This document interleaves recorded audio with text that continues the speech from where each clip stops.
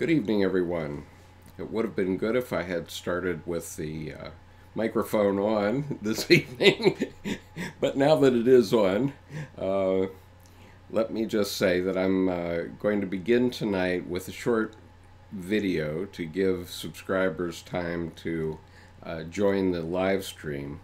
And we're going to be talking tonight about individuation of both individuals and nations and how that relates to the God image in Jungian psychology terms.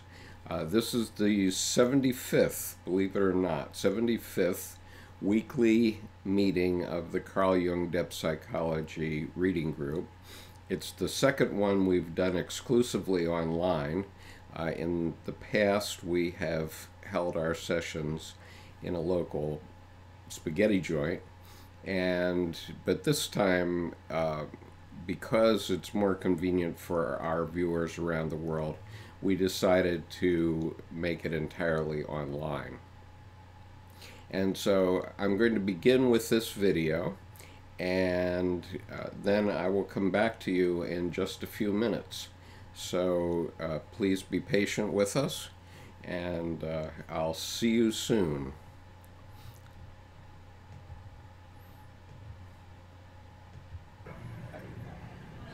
I sort of see it in the context of what the United States has become perceived to be, at least unconsciously, for other people in the world, because what I went around the world and I kept asking people what one factor above all others makes the United States unique, okay, and leaving aside current politics, right? And what I finally came up with was that it's our diversity, and because we all have a different idea of what's right, okay, and what's moral. We all have different ideas, but we're made up of every nationality, every race, every culture, every idea in the world exists in the United States, right? And so what happens is God emerges in a way. I mean, I think this is the way he's thinking about God. God emerges. It's the transpersonal self. It's what's right for everybody. Because the good ideas come to the top and the bad ideas get argued out of the system. So no, really, but it's, you know, idea, but I don't think it's happening. It is happening. It is happening. It will happen. And, you know, I mean, it looks, Bill, I acknowledge that it looks gloomy right now, right? I do admit that it looks gloomy, but, you know, no matter who you are in the 1%, you have to admit that you have to have a system that works, or, you know, I mean, I saw an article this week where somebody in the 1% says, boy, if we don't change our attitudes, they're going to start coming at us with pitchforks. I mean, it's going to be you know, and we already saw that this week with Congressman Scalise being almost killed. I mean, he's certainly, I don't know if he's going to survive even his injuries. And so that's the modern equivalent of coming at these guys with pitchforks, right? Yeah, I keep wondering why there aren't armed gangs running around sometimes. Well, there are armed gangs running around, but they don't see that the enemy isn't their other gang. It's the enemy is sitting somewhere else, right? But I'm not sure what this has to do with Joe. Well, no. But what I'm saying is it's the emergence of a better representation of the way humanity should be, the transpersonal self. I mean, I'm finally getting it from Edinger's discussion of the God image as the transpersonal self. Okay, so So the United States represents the transpersonal self. It's Churchill's quote, right? Churchill's quote, Americans always get it right after trying everything else, right? Right? But the point is, we try everything else, okay? We try everything else, we find the right answer, and then we use the right answer, right? And so his quote, I think, is Americans always get the right answer after trying everything else. But the point is that a country like Turkey, or a country like Egypt, or a country like Russia doesn't allow these other ideas to emerge. And so, which country has emerged as the strongest in the world? Our country has. Okay, and it's not because everything is hunky-dory here. You know, it's not. And I would be the last to argue that. But what I would argue is that we have a net inflow of people from every other country in the world. You know, I don't think there's any country in the world where we have a net outflow to, even if it's New Zealand, right? Maybe, I don't know. We weren't looking for a net outflow, we were looking for our own space. Okay, but when you went to New Zealand, how many other Americans did you find that... Very few Americans that wanted to come to New Zealand. But North, South Africans, Germans, Brits, hardly any Americans. Okay. Maybe it's just one other family, American family. Maybe two. Okay. And they complain. And they that were there and they complained. They complain about New Zealand. Yeah, so they wanted to go back. They were complaining it wasn't like America. So you all managed to come back to America, right? You all managed to come back. There's no interest in who they were. They just wanted, you know, they did have McDonald's there, so I guess they were. Well, it is unconscious, right? It is unconscious. Well, I'm talking about this net immigration formula. Okay, that the United States has a net immigration from every other country in the world. Okay, and that wouldn't happen if there wasn't a net belief that we've got the right answer somehow.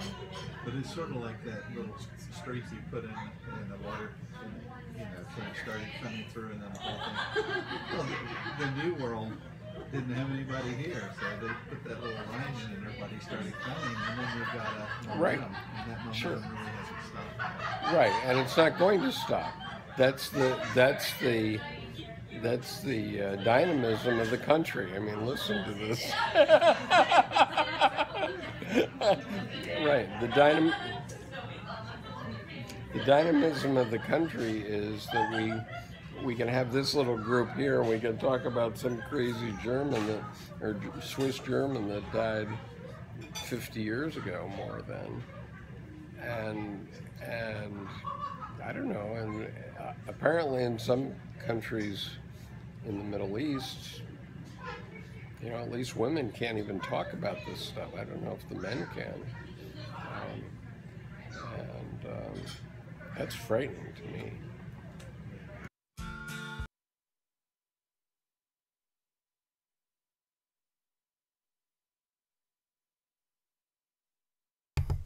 Okay, so here I am online, and I have a few things to talk about tonight. What you heard just now, if you didn't tune in late, was a video that I made at our reading group a few months ago, in which I was talking about what makes America unique and special. And this is directly related to individuation. And please feel free on the chat on YouTube to say hello so that I know you're there and I can identify you. And I do have a few people here, and I have a couple of followers on Periscope that are watching this evening. And what I'm going to be talking about in part, this is partially a review for new people and partially new material about religion and psychology, because what I'm going to be talking about is individuation, which is your individuation, and then I'm going to be talking about how this relates to an entire country or humanity itself. And this is pretty intense stuff. I hope you'll enjoy it. So first I want to very briefly review individuation. And in order to do that, I want to show you something very simple, an oak tree. And so here's my oak tree. And the significance about an oak tree or any other living creature is that every creature knows how to become itself. And so this oak tree, like every other oak tree, knows how to be an oak tree and knows exactly how to make its oak leaves and etc., how to make its wood so that it's very strong wood, as oak trees are. It's not balsa wood, but every oak tree is different.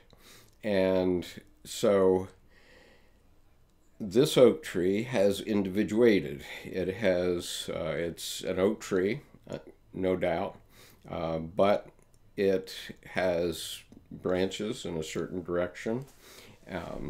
Let's see, yeah, pointing at the oak tree. Its branches go in a certain direction, and there's almost certainly no other oak tree in the world that's exactly like this oak tree. And this would be true of every living creature in terms of its nature. So every robin will become a robin, every eagle will become an eagle, and every human being will become a human being in our own inimitable fashion. But what individuation is about is finding within ourselves what is unique to us. Now, for every other creature in the world, whether it's plant or animal, it knows how to become itself, and it automatically does. But human beings have a kind of consciousness that makes it so that we sort of suppress what we are, and that begins almost immediately, almost at birth. And so I have another tree to show you. Here's a bonsai tree, and the bonsai tree is also whatever variety of tree it is. This may be a bonsai oak, although I suspect it may be an evergreen. But whatever, the image, this bonsai tree knows how to become. I need to move so that I stay in the center of the picture here. It knows how to be, well, it doesn't know how to become a bonsai tree. What happens is that it is an actual living tree.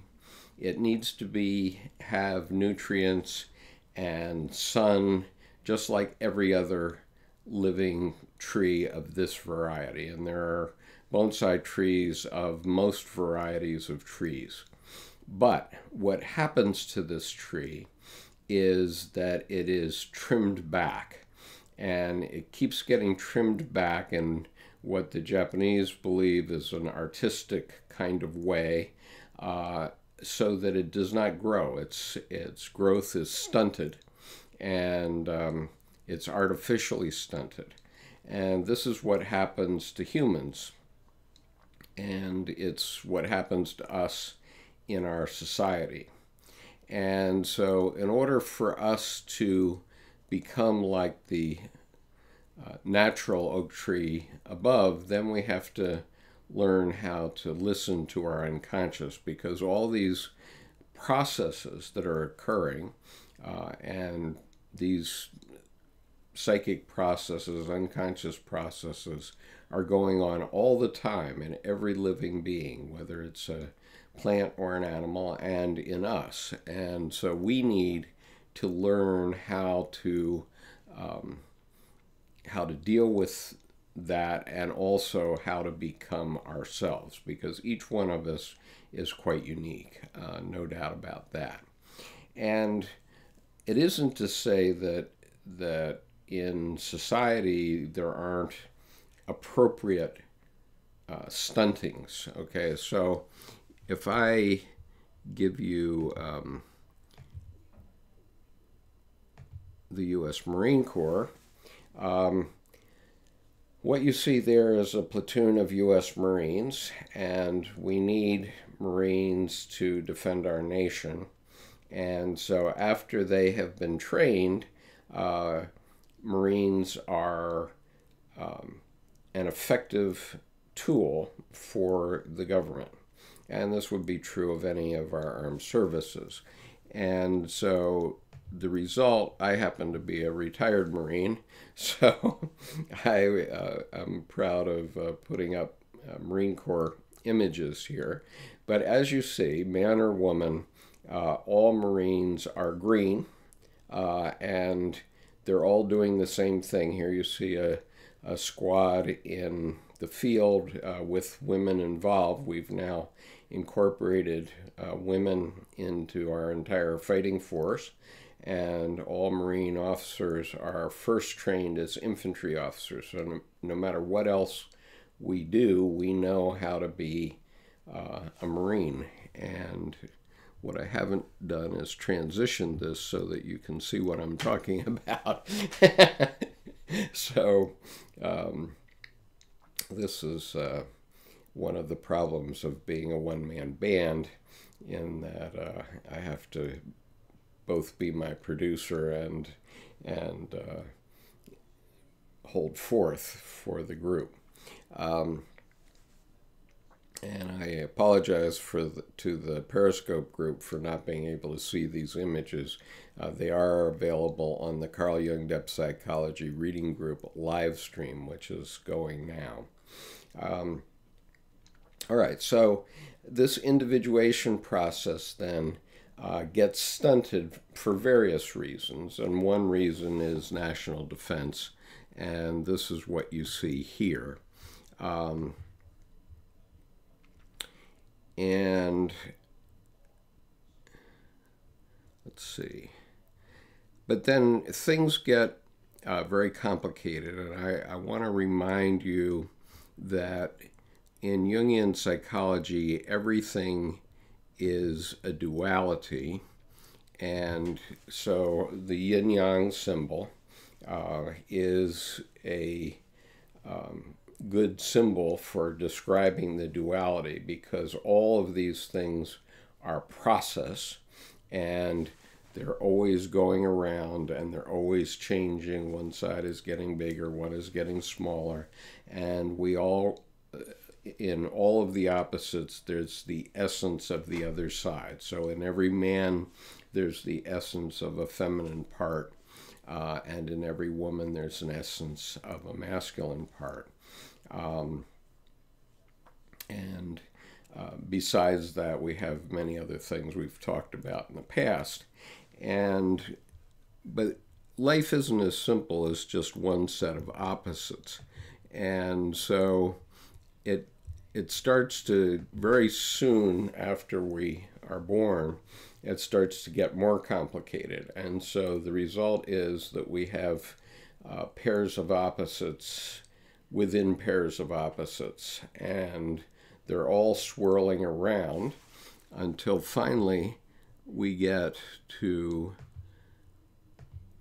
this kind of a point where there's so many things going on. This is just symbolic of the many things that are going on in our psyches, and they all have their opposites, because it's only from our opposites that we have psychic energy. This is where our psychic energy comes from. Hello, how are you? Glad to have you this evening on Periscope. Too bad, too bad that my Periscope screen is directly into my tensor light, so I have to squint when I look at the Periscope group. But anyway, the point is that our psychic energy comes from the interplay of all of the pairs of opposites, and even this image doesn't cover it. There's literally thousands of them. And this is what Dr. Jung was excited about in studying alchemy later in his life, because he realized that the gold that the alchemists were searching for was actually psychological gold, not metallic gold. They knew pretty well and early that they weren't going to make actual gold. Hi, Gray, welcome. But the alchemists had been at this for a long time. But when the scientific method got going in university in about the 16th century, what happened was alchemy slowly died away. I mean, or it morphed into chemistry. Of course, in China, gunpowder had been invented perhaps 1,000 years earlier or more, and so their alchemists were doing chemistry experiments long before Western alchemists were. But by the 16th century, people were experimenting with gunpowder and different weapons, etc., etc., and so the ideas that alchemists were presenting became overrun until they were no longer represented in university. And it was Dr. Jung's unique character which made him realize that the alchemist's work was really his work, and what they were doing over 1,700 years, they actually were working at it for 1,700 years, was actually psychology, a very early version of psychology. They didn't call it that. They called it alchemy, and they didn't know exactly what they were doing. But Dr. Jung, between about, let's say, 1918 or so and 1928, started to collect books on alchemy, and he created a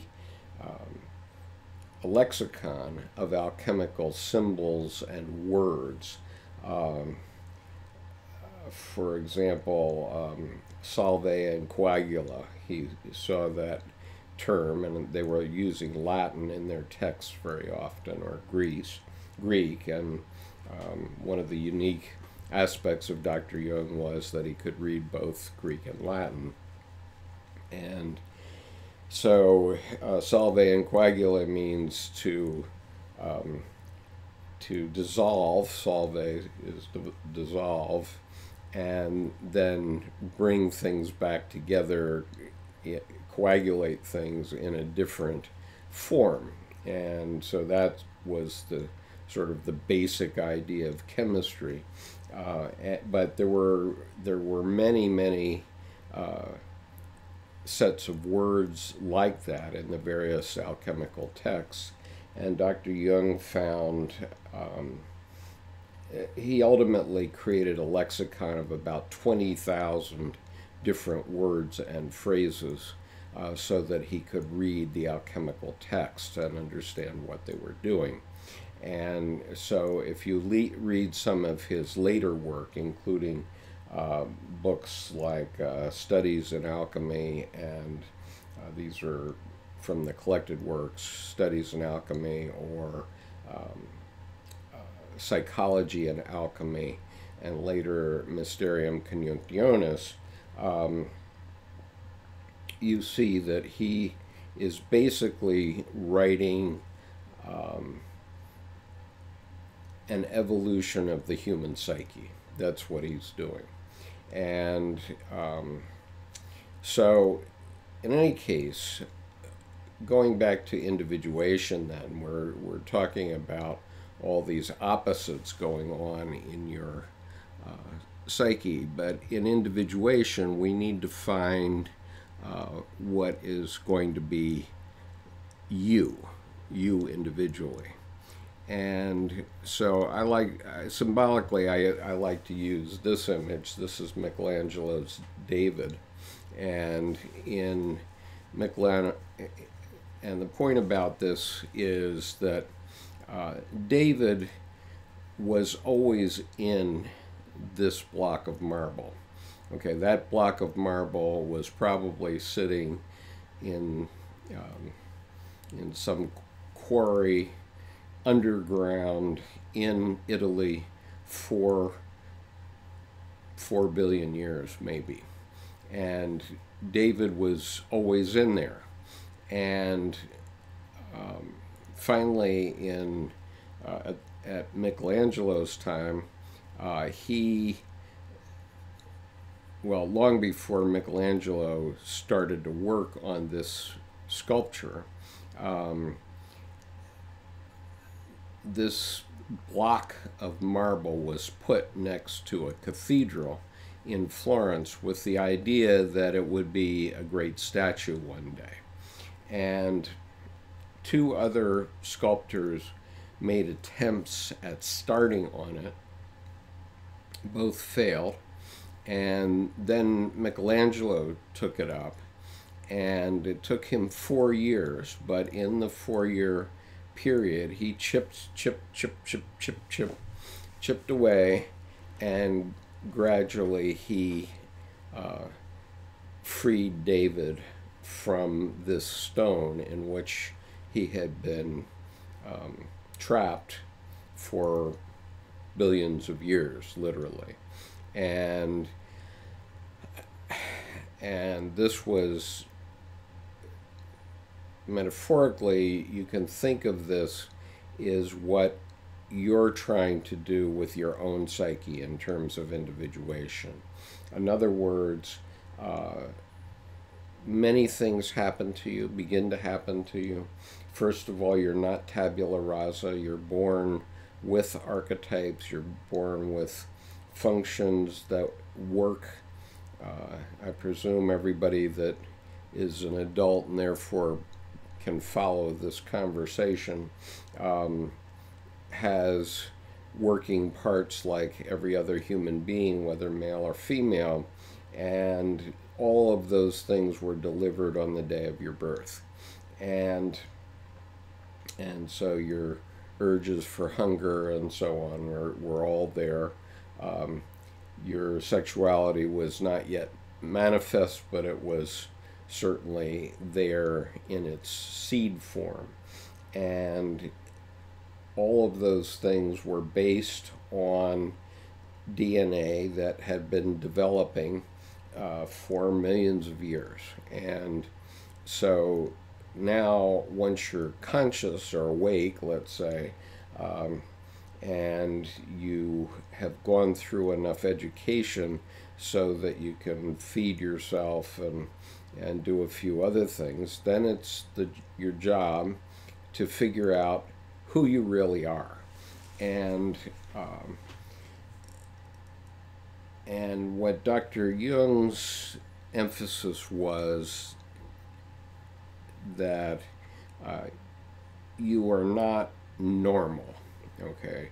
And what he found in his examining room is that many people think of themselves as, or they're upset because they feel they are not normal. And one of the great consciousness raising tricks that Dr. Jung taught his followers was to show people that nobody's normal, that it's normal not to be normal. Okay, and his point was that statistics and the scientific method, materialism, had created a attitude in the world that suggests that there is normality and there is averages, and so we can talk about the average American.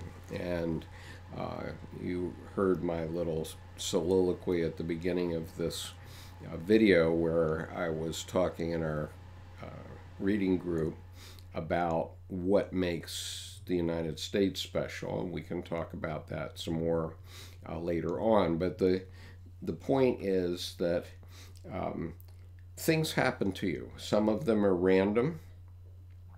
Some of them are not so good. And what you have to do is find out, based on what those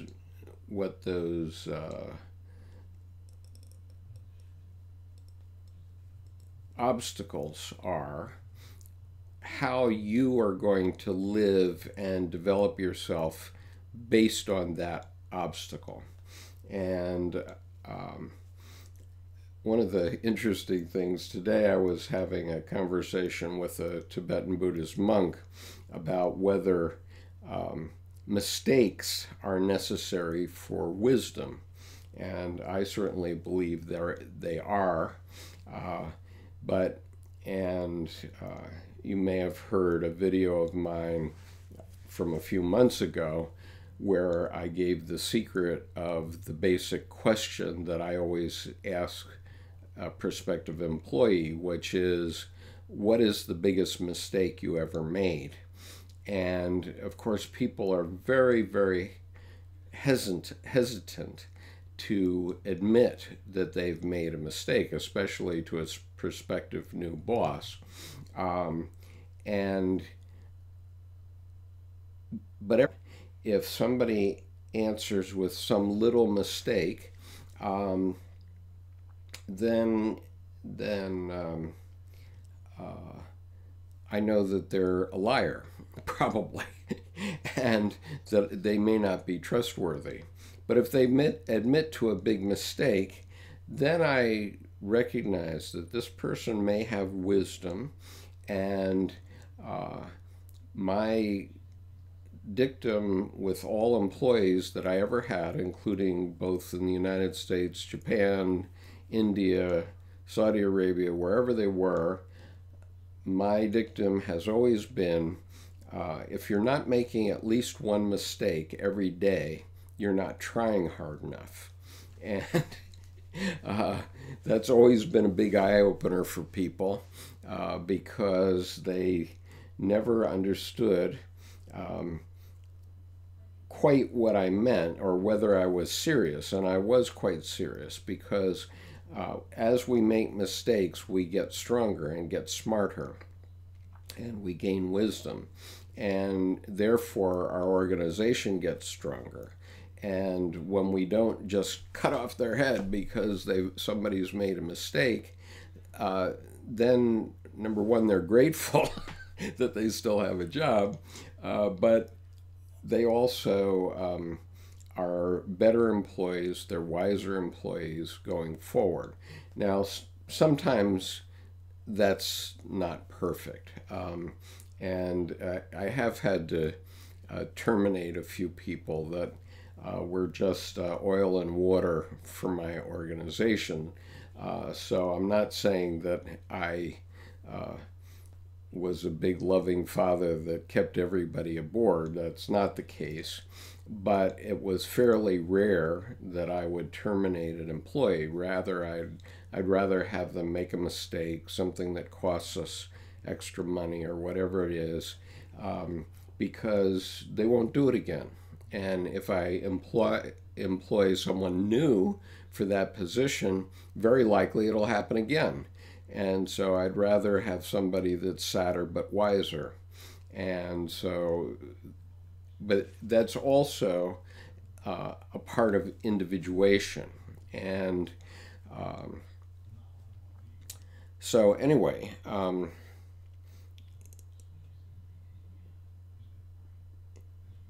when we go to individuation then, and we start talking about the oak tree, let me put the oak tree back up here.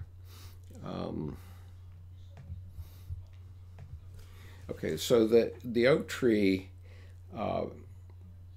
is unconsciously becoming this individual oak tree, this one here. And in religious terms, you could say that God did that. I did want to quote. Where's my book?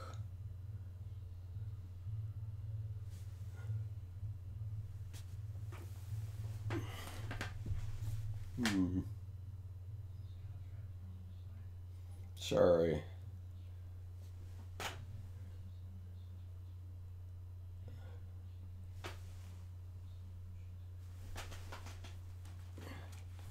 This is the book that doesn't have a backing on the binding because it's had a few knocks. But one of the things that I think I can find in here fairly readily, I'm looking at Encounter with the Self by Edward Edinger, which is Edinger's discussion of the plates by William Blake. And so I wanted to talk about today about God, or the God image. We don't have to get into a big fisticuffs with theologians about whether we're talking about the metaphysical God. At one point last summer, I got a little bit arrogant, and I said, well, I don't care. I'm not a theologian, and I'm not a psychologist, so I'll call it God if I want to call it God. But I think I'm persuaded by Drs. Jung and Edinger now to be a little bit less arrogant and call this the God image, which is the self. And so in terms of this oak tree, the self told this oak tree how to become exactly this specific oak tree, wherever it is in the world. I have no idea where it is in the world. I took that as a stock image. But I wanted to read Dr. Jung's quote about what God is. And he said, God is the name by which I designate all things which cross my willful path violently and recklessly, all things which upset my subjective views, plans, and intentions, and change the course of my life for better or worse. Okay, so I'm going to read it one more time because it's a big surprising statement. God is the name by which I designate all things which cross my willful path violently and recklessly, all things which upset my subjective views, plans, and intentions, and change the course of my life for better or worse. And so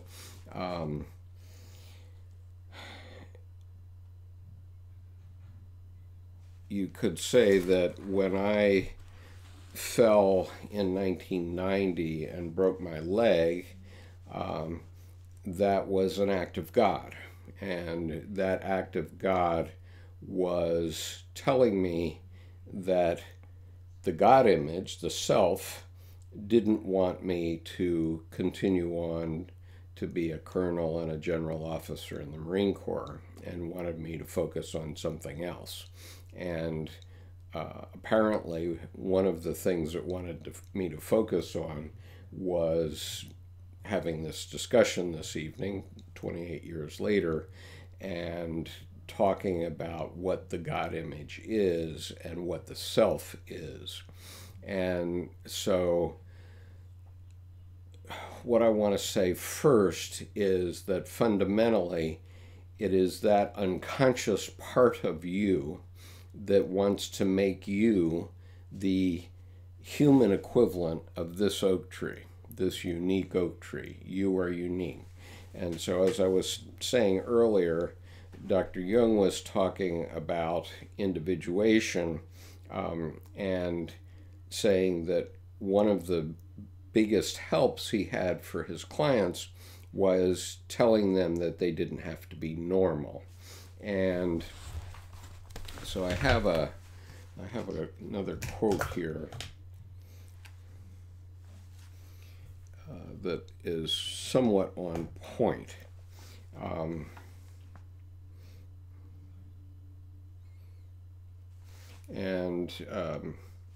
This is in Liberating the Heart by Dr. Lawrence Jaffe, and I'm on page 85 of that text, and he's quoting Jung in a letter that is in volume 2 of letters, pages 323 to 324.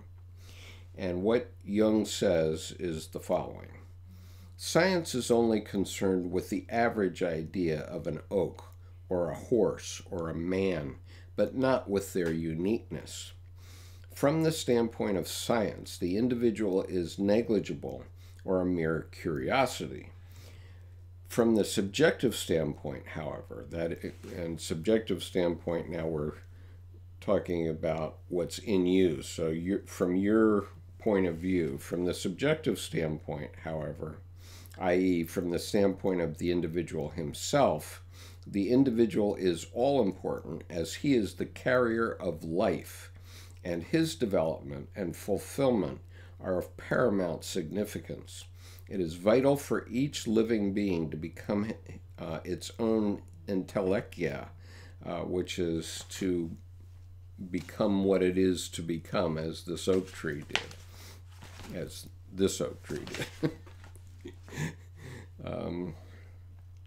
Okay, and to grow into that which it was, from the very beginning. This very vital and indispensable need of each living being means very little or nothing from a statistical standpoint, and nobody outside can be seriously interested in the fact that Mr. X is to become a good businessman or that Mrs. Y is to get 6 children. The individuated human being is just ordinary and therefore almost invisible. He will be all right if he can fulfill himself as he was from the beginning. He will have no need to be exaggerated, hypocritical, neurotic, or any other nuisance. He will be in modest harmony with nature. So, in other words, if you can fulfill your life in the same sense that this oak tree fulfills its life, then you'll never need to go to therapy. But if you have been trimmed back in some way, like the bonsai tree, so that you're not living the life, the natural life that you were designed to live, then you may have to visit a psychotherapist. I'm not saying that all bonsai trees want to go to therapy, but it's something like that. And so, and also Dr. Jung really hated mathematics, but he hated statistics. He didn't hate numbers because he considered numbers symbolic and some simple arithmetic as symbolic. But he didn't like statistics because it tended to make averages. And so he says, if you look at all the pebbles in this stream, maybe, or all the rocks in a stream that you're standing next to, maybe the average size of all the rocks is, weighs 4 pounds. Okay, so that includes boulders that are 2 tons, and it includes little pebbles that might be an ounce or two. But the average weight of every rock that you might pick up out of the stream might be 4 pounds, or it could be any number, whatever the average is. But at the same time, you may never find in that stream any pebble or rock that's exactly 4 pounds. You wouldn't. And, or, very unlikely that you would. And so, when we talk about something like the Marine Corps, we're all different. We all come from different walks of life and so on. And you see that difference in this image, but here you see that we're all alike. So,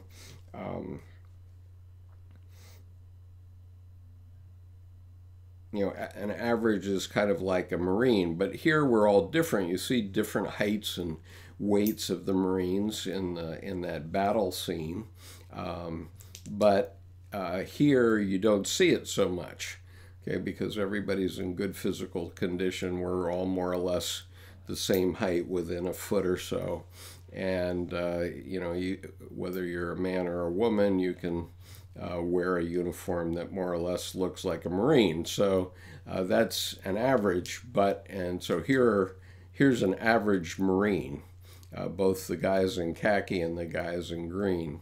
And but every one of those Marines is different, came from a different walk of life, with different parents, different genetic background, etc.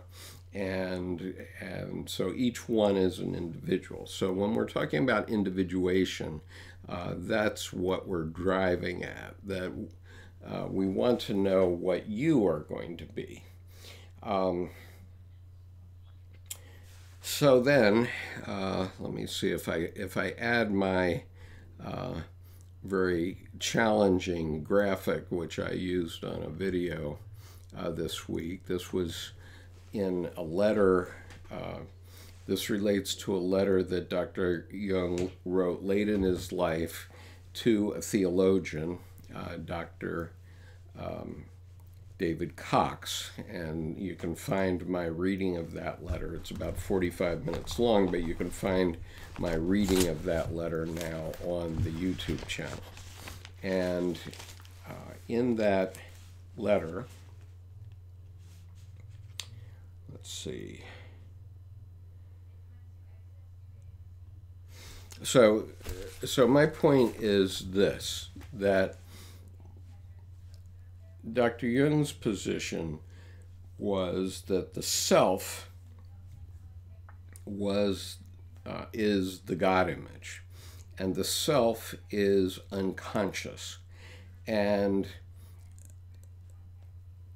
so he explained it very simply here. Let's see. So I'm reading from this letter to David Cox, the Reverend David Cox. He says, although all this sounds as if it were some sort of theological speculation, it is in reality modern man's perplexity expressed in symbolic terms. It is the problem I so often had to deal with in treating the neuroses of intelligent patients. It can be expressed in a more scientific, psychological language. For instance, instead of using the term God, you say unconscious. Instead of Christ, self. Instead of incarnation, integration of the unconscious. Instead of salvation or redemption, individuation.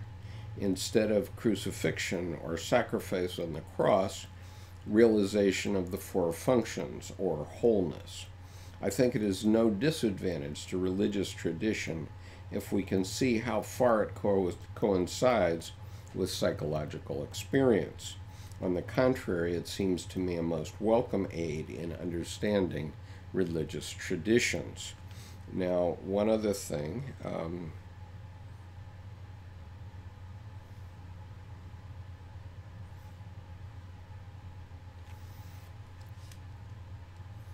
Christ said to his disciples, "Ye are gods." And that was, well, I don't have the citation, I'm sorry. Ye are gods, but you can find it easily in if you put it into Google or Bing. This word becomes painfully true. If God incarnates in the empirical man, man is confronted with the divine problem. Being and remaining man, he has to find an answer. It is the question of the opposites raised at the moment when God was declared to be good only. Where then is his dark side? Christ is the model for the human answers, and his symbol is the cross, the union of the opposites.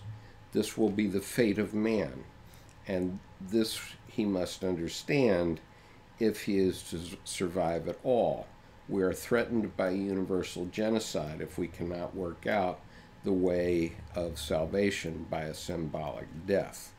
And by symbolic death, he means the death of the old way of thinking of God and coming to a new way of thinking of God. And so in terms of the individual, what Dr. Jung said about God is that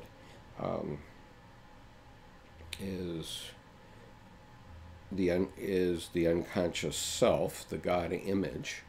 And let's see, he said also one other thing.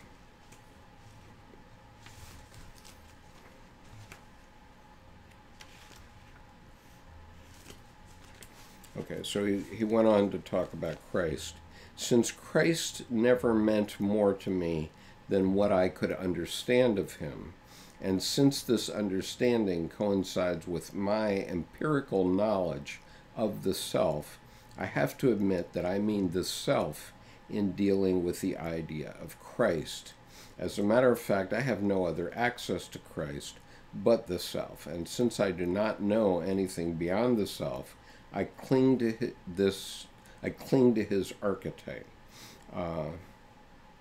I say, here is the living and perceptible archetype which has been projected upon the man Jesus, or has historically manifested itself in him. If this collective archetype had not been associated with Jesus, he would have remained a nameless Zadok. I actually prefer the term self because I am talking to Hindus as well as Christians, and I do not want to divide but to unite. And so his point was that we could talk about it as God or the God image, but the self, because, let's say, in Buddhism, basically, the Buddha nature does represent the self, or Buddha does represent the self.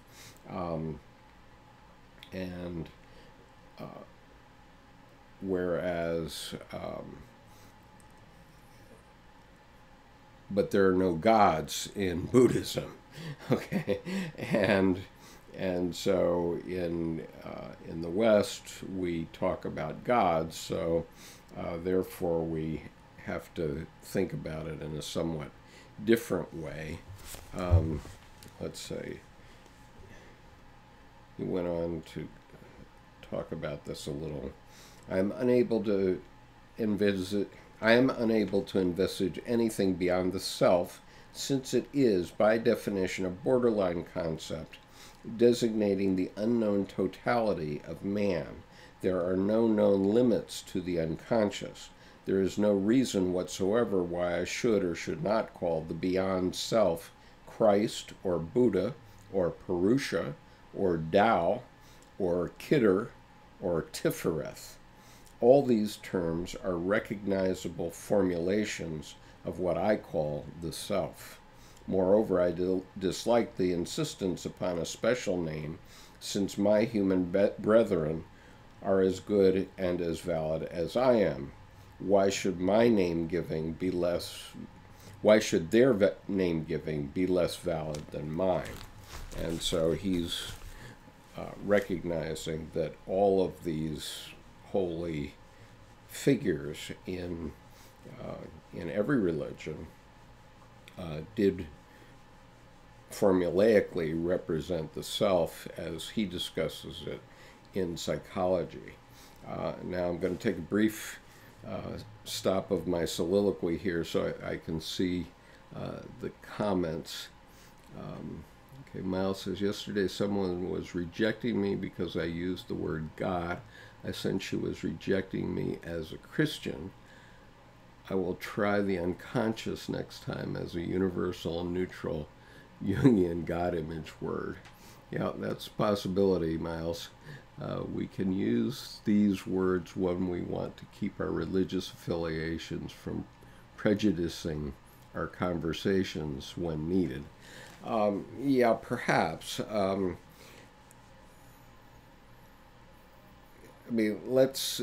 I think we've gone through the first two of these now.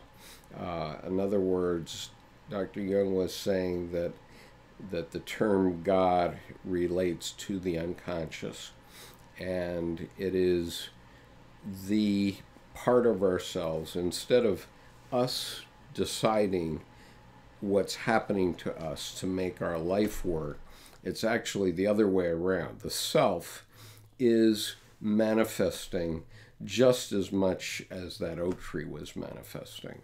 Let me see here. Let me put the oak tree up next to this. I'll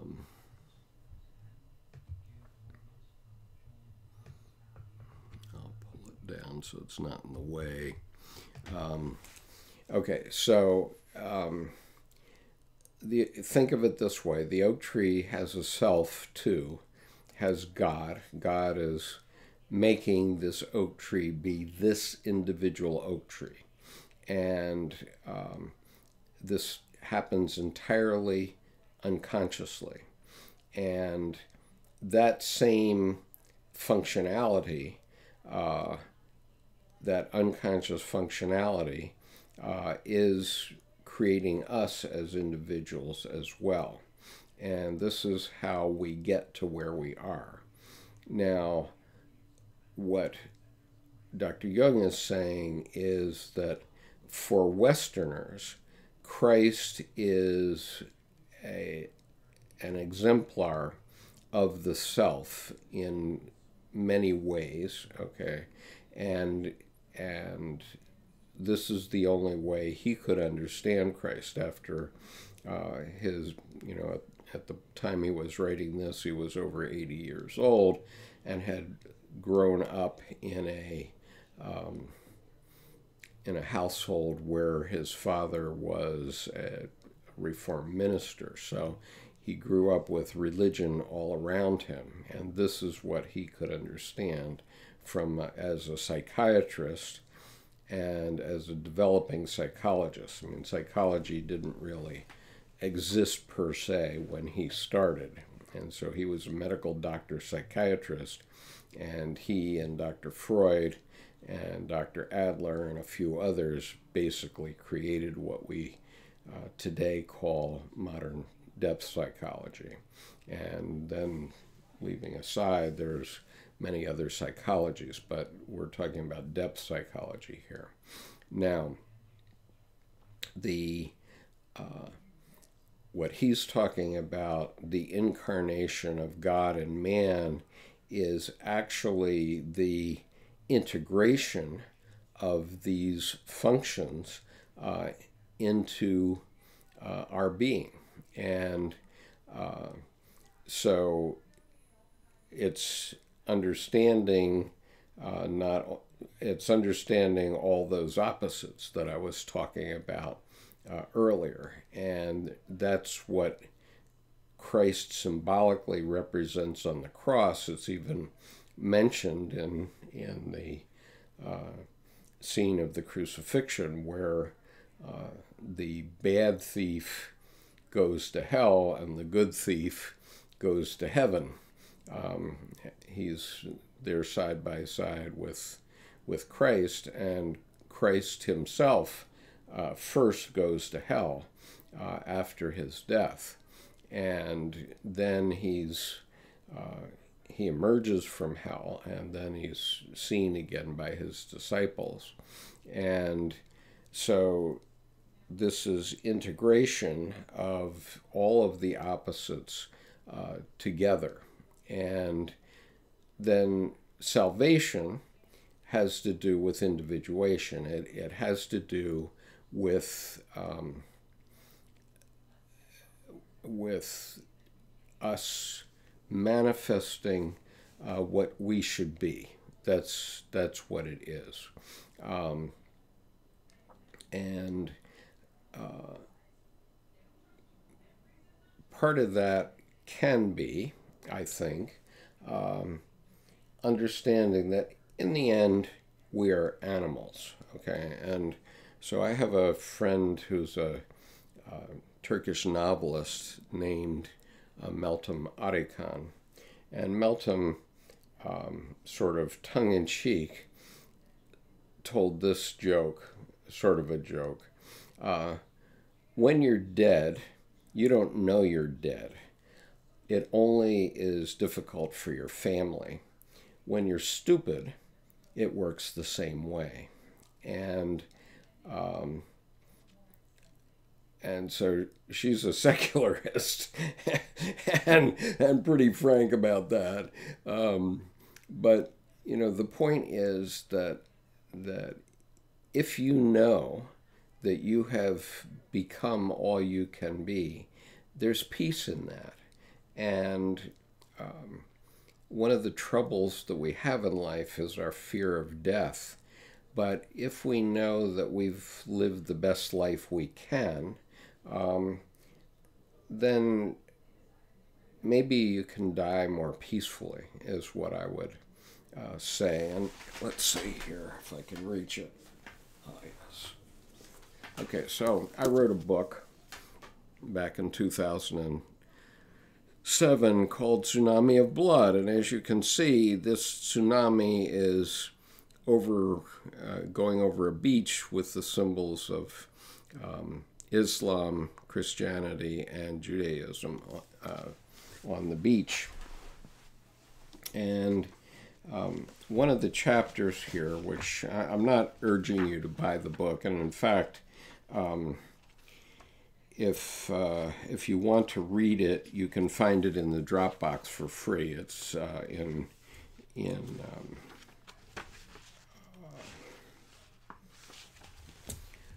it's in electronic form in the Dropbox. So if you're not a member of our Dropbox, please send an email to skip.conover@gmail.com, and I will be happy to add you to our Dropbox.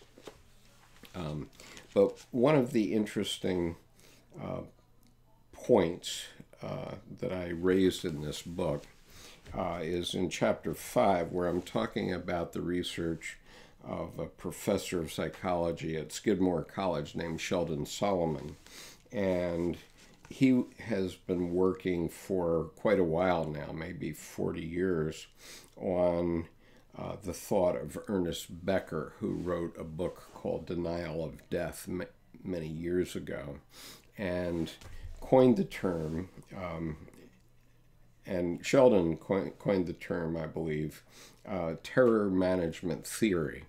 Now, when he's talking about terror management theory, he's not talking about terrorism, not like the Middle East terrorism, that sort of thing. He's talking about terror management theory. So, so here's how I quoted Sheldon in my book, and so I'll just read a brief excerpt.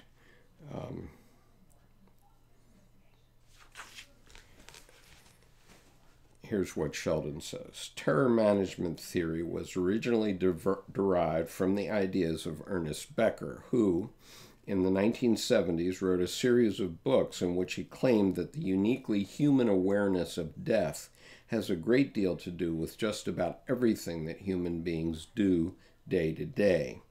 His argument is that people are the only creatures that are smart enough to recognize that we're here, and if you know that you're here, you also realize that you won't always be around.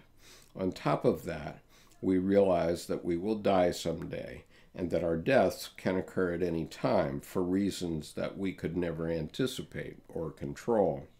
We also recognize that we're animals, and that, whether we like it or not, we're no more significant than lizards or potatoes. He had a way of... he had a turn of phrase there. According to Becker, all these realizations would give rise to potentially debilitating terror, but for the fact that human beings rather cleverly, although not necessarily consciously, solved this existential dilemma by the creation and maintenance of what anthropologists today call culture. Becker's point was that human beings construct cultural worldviews, beliefs that we share with other people in our groups, that essentially give us a sense that we are individuals of value in a world of meaning. When we have those beliefs, when we confidently subscribe to a belief that we have meaning and value, that in turn gives us a sense that we can live forever, either literally or in the context of different religions that provide the hope for an afterlife, or symbolically just the idea that tangible representations of our culture will remain nevertheless. Okay, so anyway, that's sort of an interesting idea, I think. And Gray says, these things live us. Yes, absolutely, they live us. And let's see. There's sometimes a need to communicate on an ecumenical level in mixed company. Wonder how many words, names for all the possible deities we could come up with. Oh, too many. I can't wait to tell my students that joke. Well, that'll open their eyes, Gray. It's hard. It is hard to be a Christian, given that as soon as you say you identify that way, the other person thinks you are therefore suggesting they are less than you, that you are superior. Well, obviously, there's this issue that banters around with all religions. And my dictum is that rather than thinking about how we're all different and how we think about things different, maybe, just maybe, we could learn something from other religions. And if we just paid attention to them, we could see what we could learn.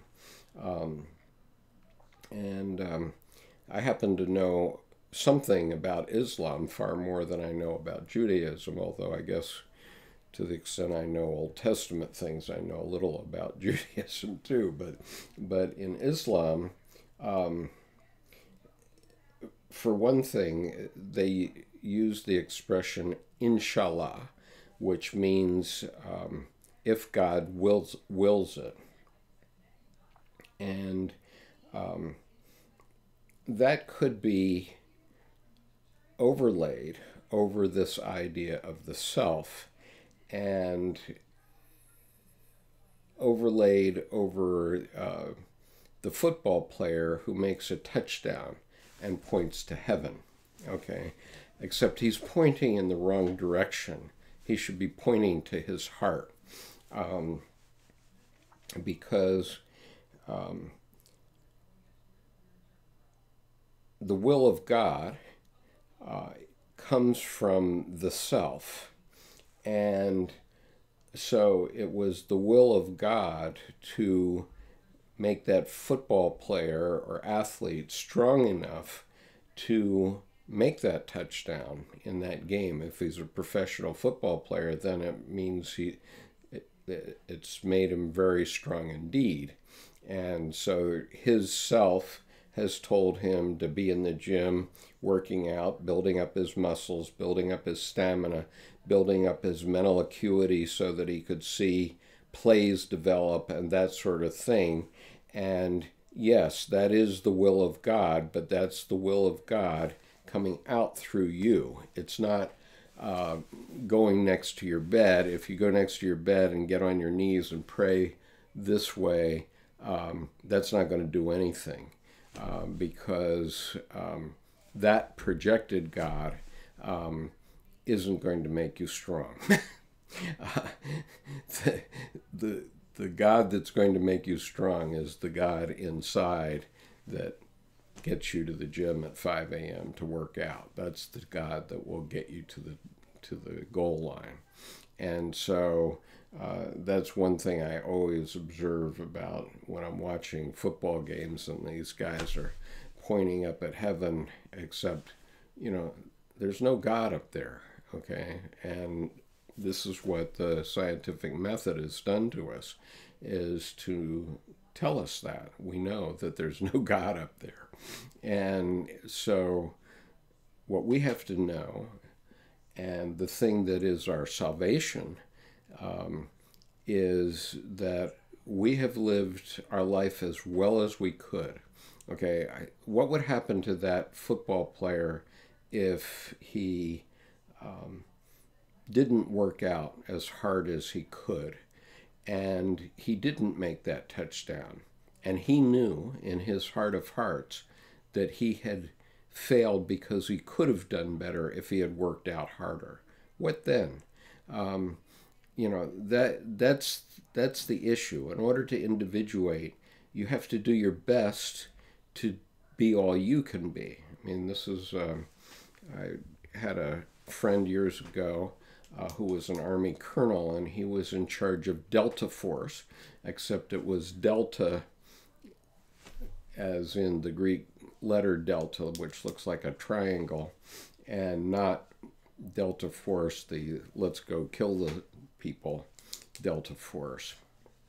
But anyway, my friend's name was, believe it or not, Frank Burns, and but not the Frank Burns from MASH. Okay.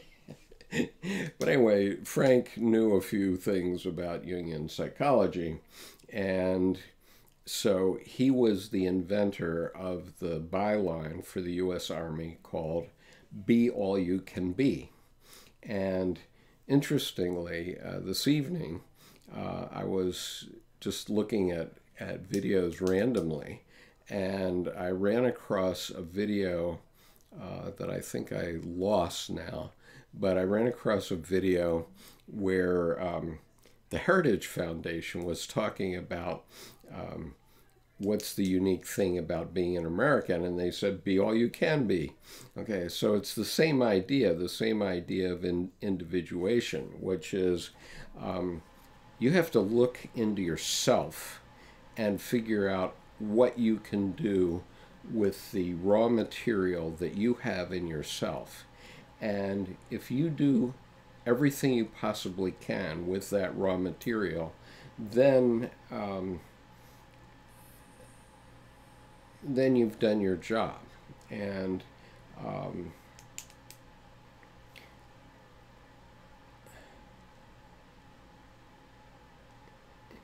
well, I can't use a personal example right now. I'm going to save it for another time.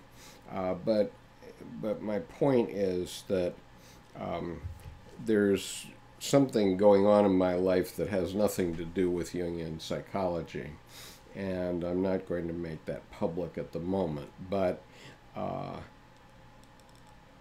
I see myself as one of the few human beings in the United States that can see what the issue is and do something about it.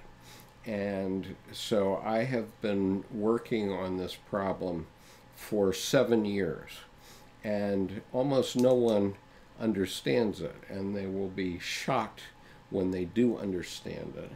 Um, but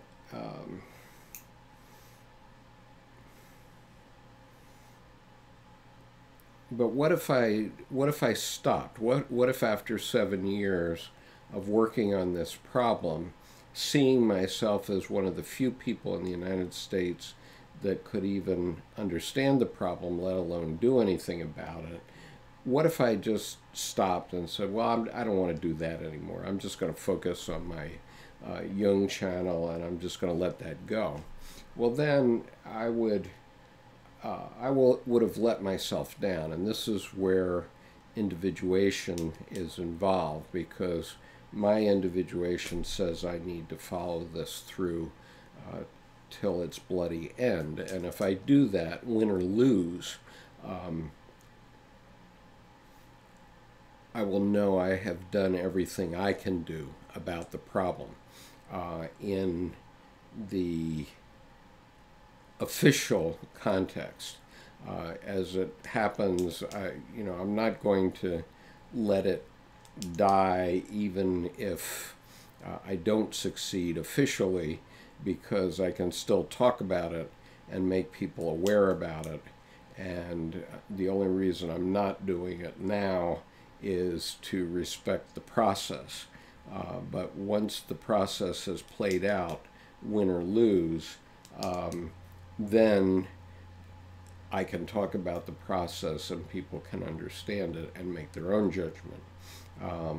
And if I do that, I will have done what I can do, and that is my salvation. Now, when we get to crucifixion and wholeness, in the same issue, I can see both sides of the issue. I can see my side, and I can see my opponent's side, and I can see the value of both, and I can live with the result no matter what it is. And so anyway, that's sort of the way I feel about it, talking about it generically, but that's my personal crucifixion, because I have to live with both sides of this equation, but play it through on my side. And what I know is that in several different fields now, I've developed a meaning to my life, and these things have been sort of one decade long things that led to a certain result. And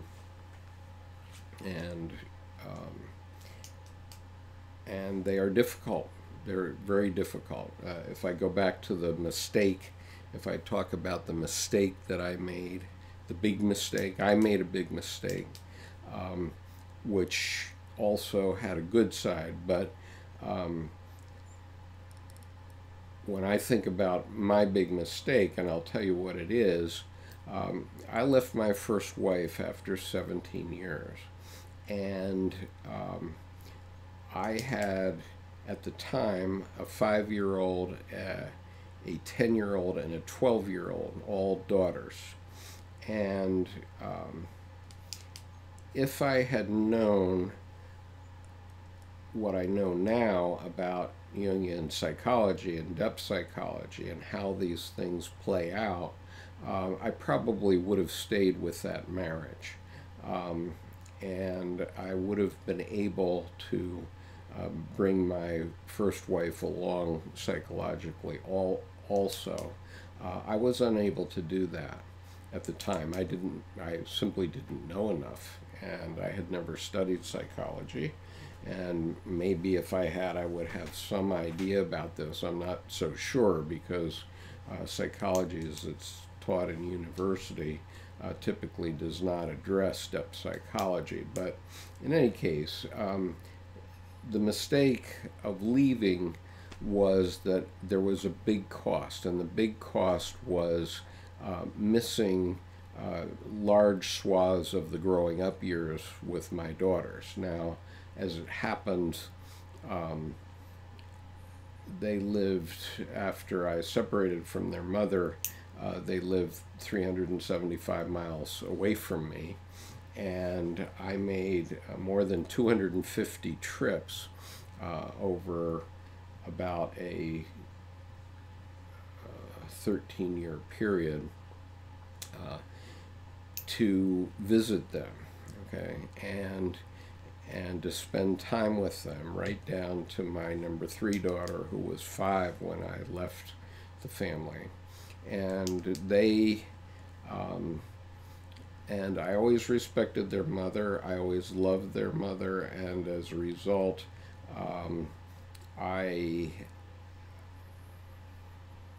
she and I treat one another as brother and sister today, I would say. We're more like brother and sister than husband and wife. And the good thing for me was that I then married my current wife, Debbie, and she and I have been well suited together, much more compatible from a psychological and intellectual standpoint.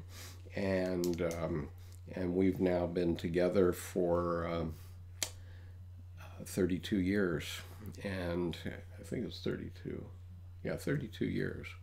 And so we've had a long and very happy marriage also, not without its problems. All marriages have their problems, but anyway, so my big mistake, admitting it, is that I missed the growing up years with my daughters, and that's still a heartache for me. It's one of the reasons why I think my work with Jungian psychology is important, to help other people understand these issues and what needs to happen, because one of the things that needs to happen in everyone's life is that there needs to be transformation through life, so that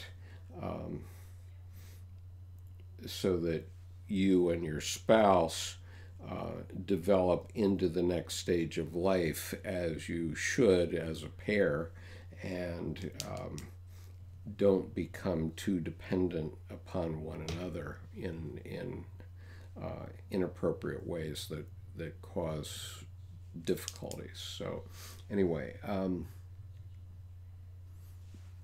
so Grace says, tell those people about the opposites. I'm sorry, Gray, I don't understand. I hope I've already done that in this evening, but if you think I have not, please be a little bit more clear about what you're saying about tell those people. And Miles says, I came in late, so I will watch the replay and understand what you mean, Gray. Miles, good point, Skip. In other words, we don't have to wear our religion on our sleeves. Well, we don't have to, but by the same token, we can make ourselves ecumenical, because I think that we can understand the good things about other religions. I mentioned Inshallah, but another thing from Islam is the practice of praying 5 times a day. You know, what could be wrong with that? I think that every religion would benefit if its followers would pray 5 times a day. And so I think these are things that we could learn from the others. And Dr. Jaffe, in his book, was talking about the need for Sabbath, and what he's talking about is that human beings have a need to be able to stop the world and look internally to see what's going on. And so, for example, I've been going to a Buddhist meditation group for a couple of years now, a Tibetan Buddhist meditation group. My wife is a very serious Tibetan Buddhist practitioner, and but I'm not part of her group at all. And and over that 2-year period, I've had some hesitation about continuing. The group has 5 psychologists. They are not Jungian psychologists, but I had hoped that I would be able to engage. They all happen to be women psychologists, and I had hoped that would be able to engage them in a discussion of comparative issues between Jungian psychology and Tibetan Buddhism. But that hasn't happened at all. That has completely fallen flat, and these women only want to talk about Buddhism as it has come down to us for the last 2,500 years without allowing any view of it in terms of other traditions. And ironically, the person that's most interested in talking about the view from the point of view of other traditions is the Tibetan Buddhist Lama himself, who was born in Tibet, grew up in a monastery, and he's now become American. He's a naturalized American today, and he's more interested in what I want to talk about than the psychologist. And so in these meetings, I'm consistently shut down by the psychologist. But meanwhile, if my wife and I have the Lama, this particular Lama is not my wife's teacher, but he's actually from a different Tibetan Buddhist tradition. But we have developed a close personal relationship with him because he officiated at the death of a Buddhist friend of ours who happened to be a Japanese American. And ever since he did that, we gradually became close personal friends with this Lama. And so I'm better off talking to him privately when we have him over to dinner than I ever am trying to talk about it around the psychologists who just won't let it in. They just, I don't know if they can't cope or they won't cope or whatever it is. But on several occasions, I've thought about discontinuing going to this particular group, knowing that I can still have an ongoing relationship both with Buddhism because of my wife and with this Lama because we're personal friends. But I have recently, based on my reading of Dr. Jaffe, recognized that this time that I go every Monday at noontime is for me a Sabbath, and it's a time for me to just stop. And for some reason, I have a lot of trouble sleeping, but in that particular group, when we meditate, and we typically meditate only for 15 minutes, but when we meditate, I typically go through about 10 sleep cycles. And so today, I don't know if anybody even realizes it because everybody's concentrating on their own meditation. but I'm literally going, whoa, and I have a dream. And then I wake up from my dream, and then I go back to my meditation, and I have another dream. And so today I had about 10 dreams in the course of it's meditation now. Strictly speaking, you're not supposed to fall asleep during Tibetan Buddhist meditation, but for some reason, that's the one time in the week when I can very easily go to sleep. And I don't know what it is about it. It may have to do with the company in the room. It's a very small room, no bigger than my office here, and it's about usually 8 or 10 people in the room. But that particular time of the week is my one time when I know I can fall asleep, and I could also have dreams. Sometimes they're interesting, useful dreams. So, whatever.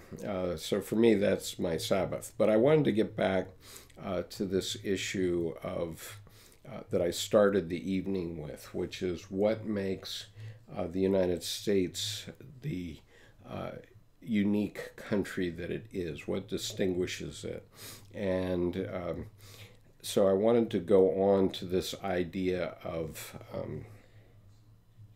individuation as a country. And if we go back up to this God equals the unconscious, then if we think about it in terms of a group or a nation, then the collective unconscious represents us effectively as God. All right. And so what has happened, in my view, and I described this in that video that I showed at the beginning of this evening. I went around the world for about 15 years asking people I met, and I went to many countries. I went to 12 Muslim countries, just to give you a sense of it, among many others. And I lived in Japan for 8 years, 3 years in high school, and 5 years in business. And I built a company that went public, and ultimately it employs 25,000 people in the Republic of India. So I've had a lot of experience with people in different countries. I've made 23 trips to Saudi Arabia, as an example. And I've had a lot of very strong experiences with people. But one of the things that I've done throughout that time is ask people what one factor above all others makes the United States the strongest country in the world, and strongest financially, and also I considered a strength that everyone or every country in the world has a net output of immigrants to the United States. In other words, there are people in every country in the world that want to immigrate to the United States. And this is also true, in fairness, Miles, with Canada. People from around the world want to immigrate to our countries. And that is not true of other countries. It might be true to a more limited extent with the UK, for example, which had a very broad group of countries involved with it also. But we have a net inflow in the United States of people who want to come here. And this is true even though they see all our warts, and we have plenty of them. All you have to do is turn on cable news every night and see our warts. And what I now think of that as is a kind of national individuation process. So you can think of it in terms of your own self as well, in the sense that some parts of us want to do one thing and some parts of us want to do another, and they're opposites. And ultimately, they mold together, and it's a process. It takes a long time. It's in the case of the United States, it's taken 400 years, and if you consider the Native American population, so-called, there's no actual Native Americans. They're just people that immigrated earlier because every human being in North and South America is descended from someone who came from somewhere else. There were no original human beings in the Americas. And so, timings differ in terms of what that is. Some say it was 13,000 years ago and some 35,000, but regardless of what number of years there have been human beings in North and South America, it's a very short period as compared to the total history of our species. And so, therefore, what we have uniquely that is not the case in countries that are much older, for example, the countries of the Fertile Crescent in the Middle East, early settlements found in Turkey, for example. There are early agrarian settlements in Turkey found that are 8,000 years old, and there are older settlements being discovered all the time in one way or another.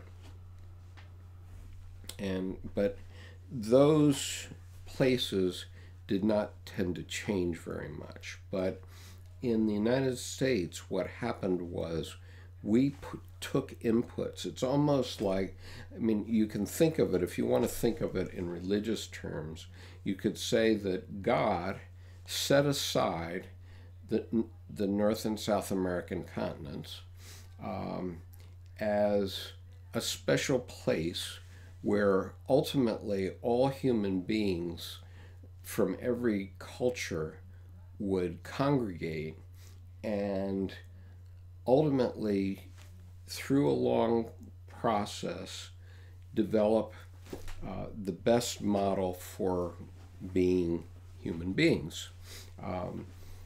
And the one thing that we have, the one factor. Now, whenever I ask this question going around the world, what one factor above all else makes the United States the strongest country in the world for these characteristics, namely economic strength, military strength, and strength in being an immigration magnet, let's say, those three factors. And it's our diversity, because we have people from every race, every religion, every culture, every national origin is here in the United States. Everyone is represented, and we call them all Americans. And largely it works well. If you watch the evening news every night, you might think that's not the case, but the truth is, mostly we live in peace. It's not perfect, definitely, and I'll be the first to admit that. But what happens is that every time some good idea emerges from one of our groups, it is adopted by everyone. And every time a bad idea emerges, it is crushed out of the system. Sometimes in a bloody fashion, as happened during the U.S. Civil War, but mostly by vigorous debate and by elections. And I'm not saying this is a fast process. I'm just saying this is a process that has taken place over 400 years, since Europeans came here at least. And but because we bump up against each other and we all have different ideas, we get the best ideas from around the world. And actually, for many years, India was exporting its brains to the United States. Anybody that was a medical doctor and was good left India and came to the United States because they could. And I'm not saying that there are bad doctors in India, but we got a lot of very smart, very good Indian doctors. We get a lot of very smart Chinese software engineers, and so on. I mean, we could go through a litany, and we could say that every community in the United States, from whatever origin, race, religion, creed, national origin, whatever it is, has made its contributions over time, and that represents a kind of individuation of the nation. Okay, and it's an unconscious process. I would say it's the collective unconscious process in the United States, and every country has a collective unconscious process going. Every country has that. But over many years now, thousands of years, countries have been differentiated. And we see that countries that don't allow dissent and don't have a way for people to bring forth new ideas and test new ideas, those countries are left behind typically. And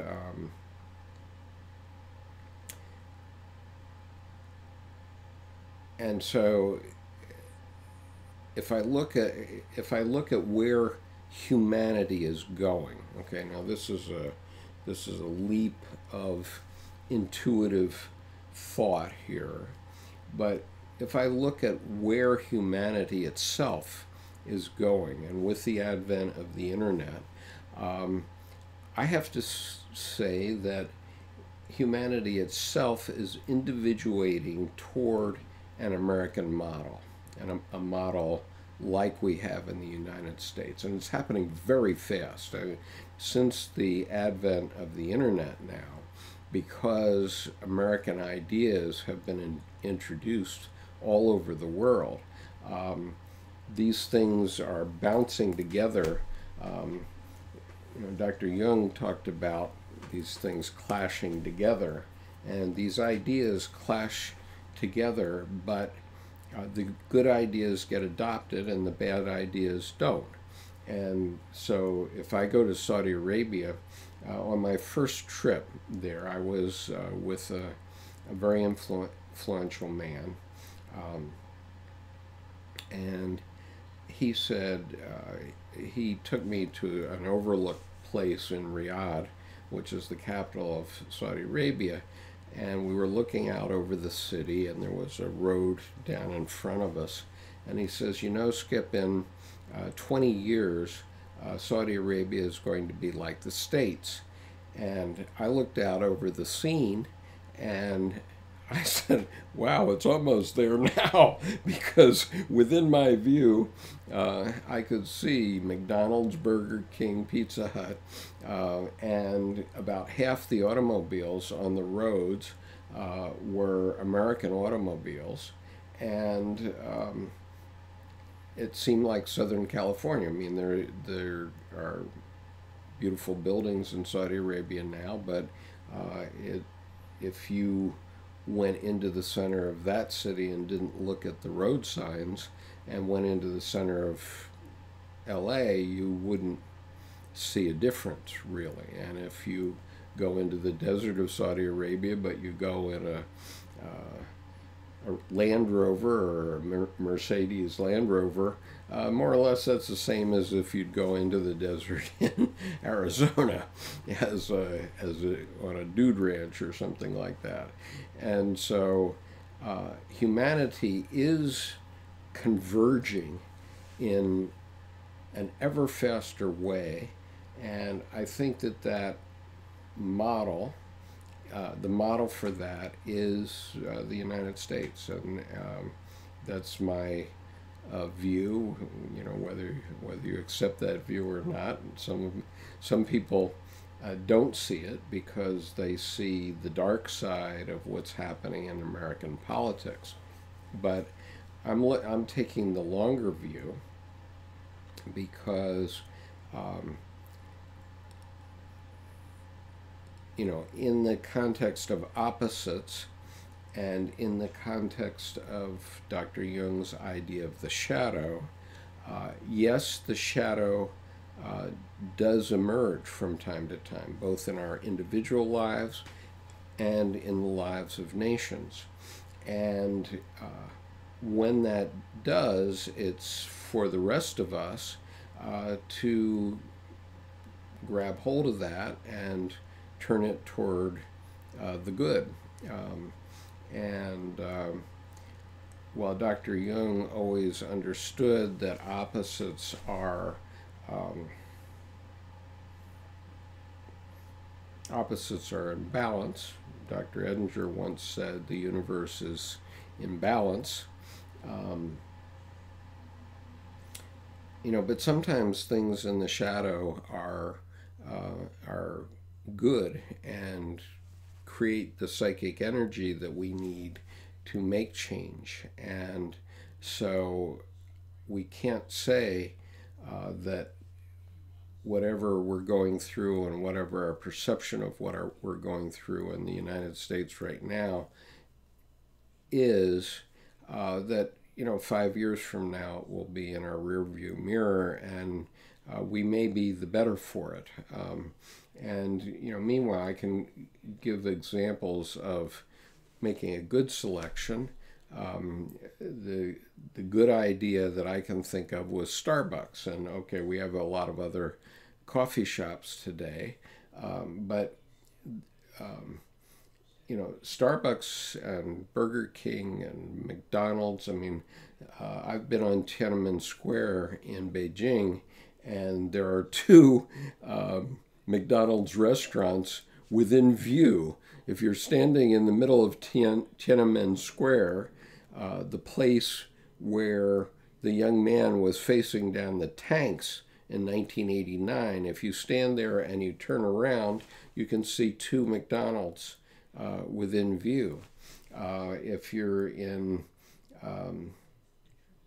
Tokyo and you go to Roppongi Crossing, you can stand on that street corner and see 5 McDonald's within a block of you.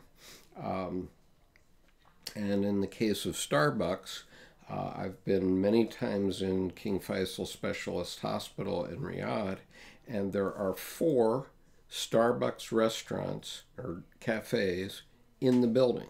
4 Starbucks in the building. And what is unique about that is that the CEO of Starbucks is a known Zionist. But nonetheless, a good idea muddles through. Now, perhaps a Saudi will hear this and tell the Crown Prince that maybe we shouldn't have Starbucks in King Faisal Hospital, but there will be coffee shops that have copied the idea, no doubt, no matter what the name.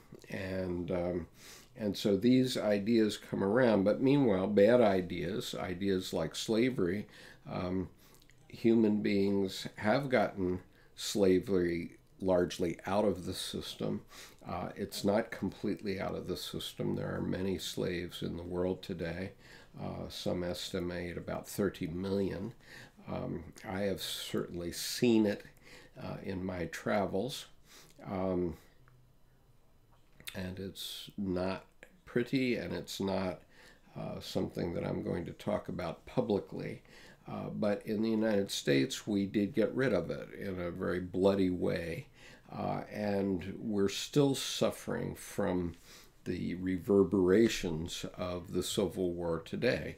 But things are changing, and they've been changing very dramatically. I mean, when I first came to Washington, I couldn't go east of the Supreme Court on Capitol Hill safely.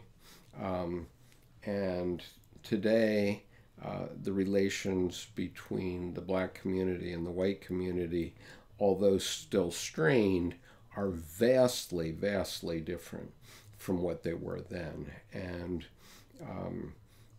we do accept and have accepted black people as our leaders. Obviously, we had Barack Obama as the President of the United States and many black leaders during his administration, and the country was fine. So my point is that the individuation of the United States is a model for the world or for humanity itself, and the process, while painful and often requiring blood, nonetheless is a process that's a model for all of humanity. And so I guess that's my homily for today. Let me see what anybody has said. Let's see. Clark Nichols says, I've been watching a doc on and off on life in America before Europeans, and it's wild how different things were without mass animal domestication in the Americas. Yeah, I mean, there were a lot of creatures here that were free, that were, there used to be millions of buffalo roaming, and now they don't. There are a few. So Gray says, where meaning and the absurd meet, supreme meaning arises, I think you mean, from the fire and blood of their collision. Absolutely. Why is our shadow orange? I don't know. We don't get we don't get too political. I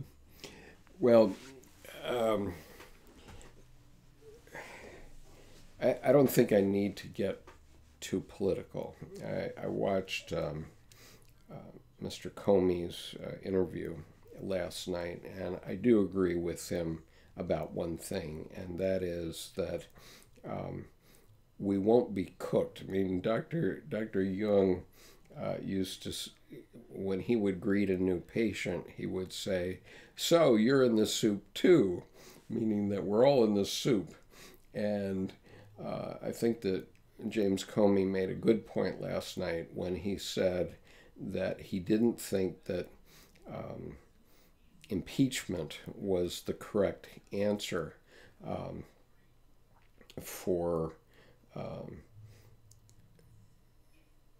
whatever will happen to our current president, whose name I try to avoid speaking. But in any case, because that takes the American people off the hook. We all have to be cooked, and we all have to be go out and do our vote. And in terms of what I'm talking about, in terms of the U.S. model being a model for the future of humanity, I'm not saying that we're going to get the right answer in November 2018 or even in 2020 or even in the next decade. It may take longer than that. But God is speaking to us through the collective unconscious. And it's both his dark side and his light side. And so we have to make the decision. Each one of us individually has to make the decision about what we want our country to be and what kind of a world our grandchildren will live in. And I know what I want for my grandchildren, surely. Most people do. But it has to be realistic. It has to be based on everyone living together, and the world is not going to be the world of the 19th century. It's not going to be the Wild West where they would give 40,000 acres to a farmer if he could drive his wagon fast enough across the Nebraska prairie and put down his claim. The world is getting much smaller than that, so we have to find new ways to live, and we will, and there will be clashes. But that clashing is like tempering steel. That's the process by which we create our country, and we individuate our country. And it's the same process that's going on within us. And so that's why I bring it back to individuation and salvation, because our individual salvation is resolving these clashes. And one of the clashes that Dr. Jung talked about, and we talked about earlier, is this clash of a false idea of normality. Okay, there is no normal. And for example, the idea of a white America, that just isn't going to be. By 2050, there's going to be fewer Caucasians in North America than there are any other race, and we have to understand that and understand how we're all going to live together and all be Americans, how we can all pull together. And when I think of my Marines, I'll just bring them back. Let's see here. When I think of my Marines are all green. Okay, and back in 1969, when I came to Washington as a first lieutenant, there was a lot of racial rioting and hatred going around, and we had a lot of black Marines, black Marines in the Marine Corps, and we still do, and the company commander of the officer company, I happen to have been assigned to the officer company of headquarters, battalion headquarters of the Marine Corps. So a member of my company was the commandant of the Marine Corps, for example. I was a low-down guy. I was a first lieutenant at the time.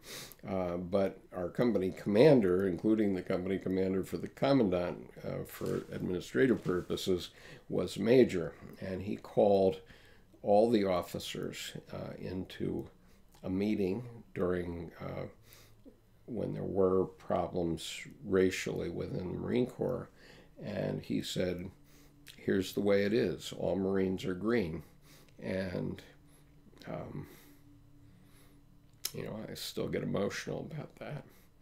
And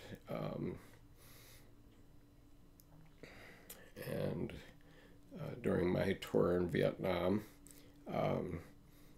I had a black Marine die in my arms, and I'll never forget that. But we were there for one another, and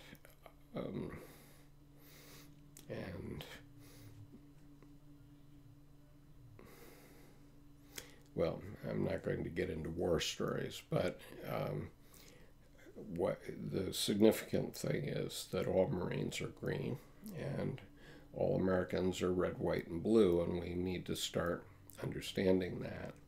And I think we will over time. We all do at an unconscious level, because we look at the way we live, and largely it works. And you know, in the 50s, things seemed more peaceful, mainly because we only had local television, and so you know maybe there was a murder in Kalamazoo or something, but we would never hear about something that was happening in California or something like that. But today we have these porous news media that have to come up with new stuff for on a 24-hour a day basis instead of half an hour a day, which is what it used to be in the 50s. And so, you know, it makes it seem like things that are terrible in California are actually right next to us, and they're not. And so we need to keep some perspective and realize that, you know, the United States and also Canada, with deference to my friend Miles, I hope you're not covered with snow up there, Miles, in Alberta. You know, our countries largely work, and they work successfully, and they're not without their problems, and we're constantly fixing our problems. But that's the individuation process, and that's the process that has been coming through. And if you want to call that God as the unconscious, the collective unconscious, then God is manifesting. God is trying to manifest everywhere, but the ultimate result for humanity, from my perspective, is very positive. And I trust the process that our country is going through. It's very painful right now. It's certainly painful to see this red state, blue state dichotomy, but then I remember that all Marines are green. So anyway, Clark says, listen to podcast. Wait a minute, did I miss some stuff here? Let me go back.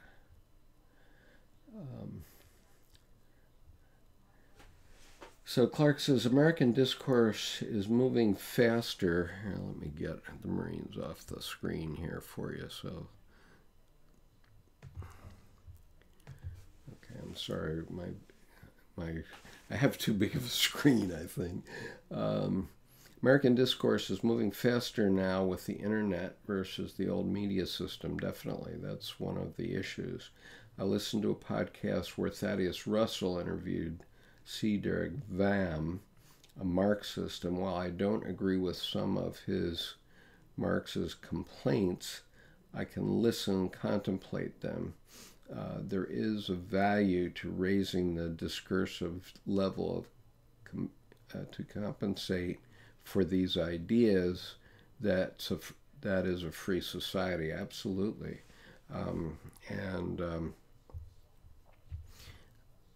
you know, it's not that compassion is a bad idea. I mean, that's the essence of Buddhism in many ways. But how do you get to that compassion? I mean, is it compassionate to be too easy on children growing up? You know, I've been having some discussions with some of you about this recently, where you know, we have to recognize that there have to be standards, and there has to be some discipline. When we talk about the Marine Corps, for example, you know, when you join the Marine Corps, you're going to meet those standards, or you're not going to be a Marine, very simply. And those standards are rigid, and sometimes they're not met by people. It might interest you to know, I served as a staff platoon commander at Officer Candidate School at one time in 1971, and of course I went to Officer Candidate School in 1967, and about 1/3 of all the people that think they can become a Marine officer. I mean, this is people who are self-selecting now to become a Marine, and they think they can be a Marine. They come to Quantico, and about a third leave by their own request, about 1/3. And when I was taking candidates through, I did separate one young man who lied to me during training, and he lied multiple times, and this was observed, and I said, I can't have a liar in the Marine Corps, certainly not as a Marine officer.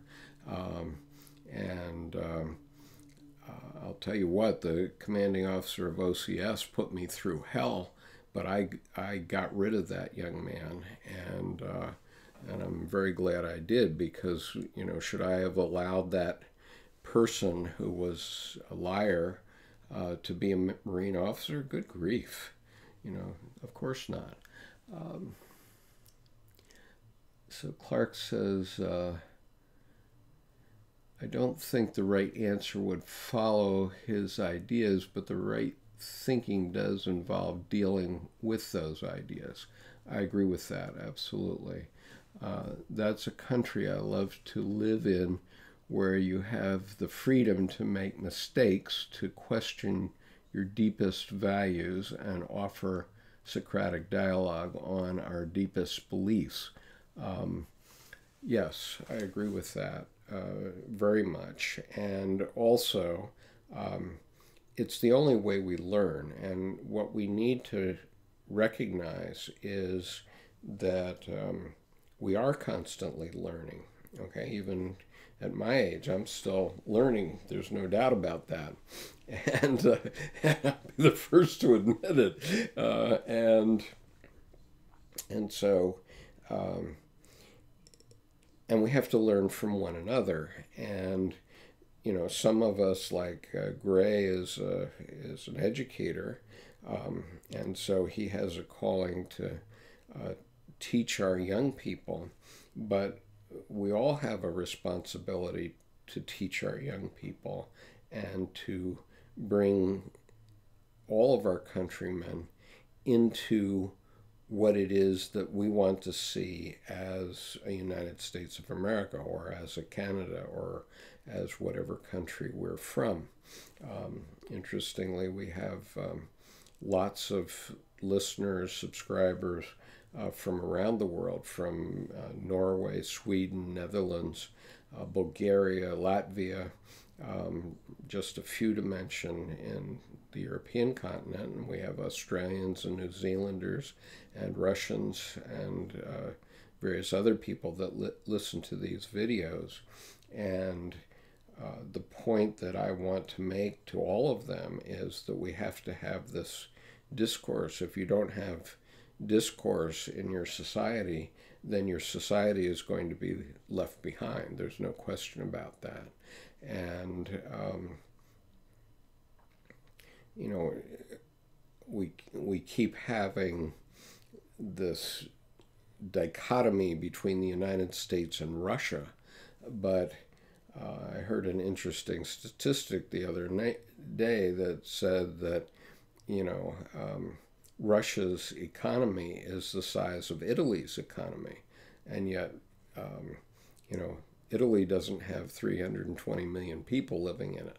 So, so to think that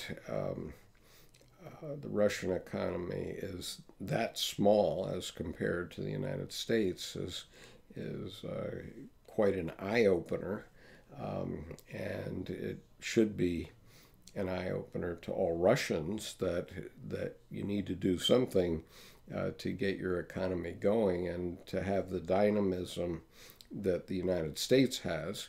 You have to have debate, and you have to open your ideas to external ideas, and it can't be done by a domineering government. And the other thing I would mention, Clark, on the issue of Marxism, Dr. Jung was very, again, he called all isms the wretched isms, because he said that all isms become gods. And the problem with Marxism and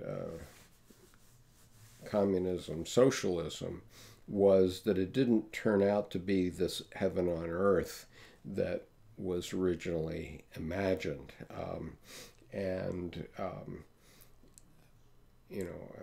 Stalin's Russia was certainly run by an oligarchy. It wasn't run by,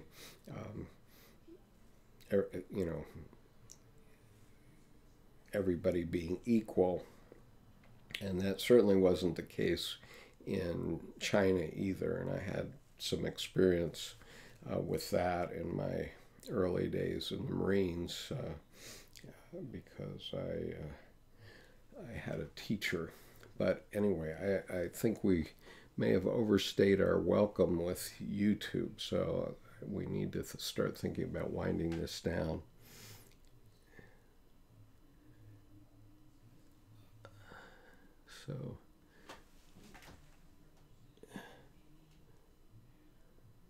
So Miles thinks Russia's 140 million. I don't think that that's right, Miles. It may be right. I don't have the statistics right here. Clark says, like Skip says, the nation naturally goes through this individuation process, this marriage of opposites, absolutely. And no individuation if there is only the collective. Well, there is. We need to keep individuation, though. I mean,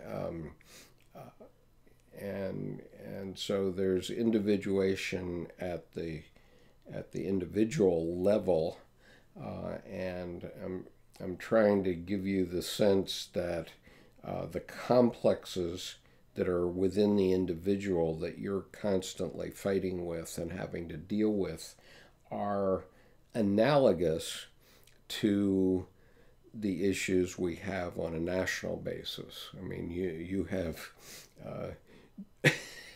different creeds and different, national groups, and you have liberals and conservatives right within your own psyche that are battling back and forth all the time. And so individuation is about learning how to live with those.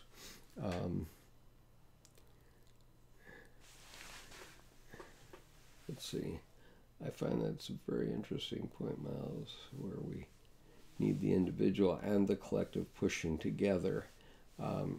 Obviously, all of our groups individuate at some level, whether it's the Masons or the Knights of Columbus, or whether it's the Boy Scouts or the Marine Corps.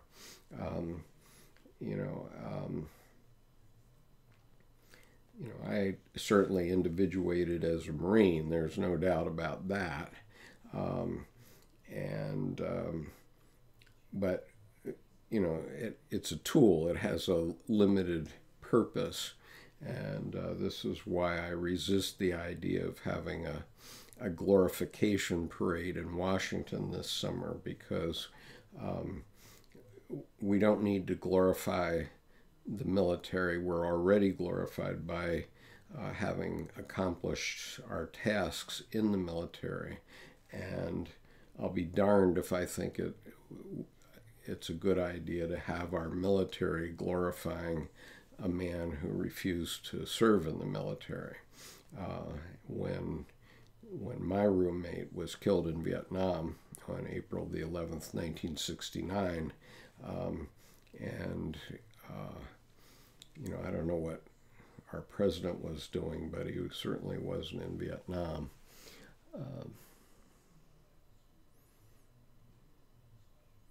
Miles is saying maybe the old USSR was 320 million. Okay, well, that's true, Miles. Obviously the USSR broke up, and now we have Ukraine and Belarus and so on. And so Russia is smaller by population, but it's still much bigger than Italy.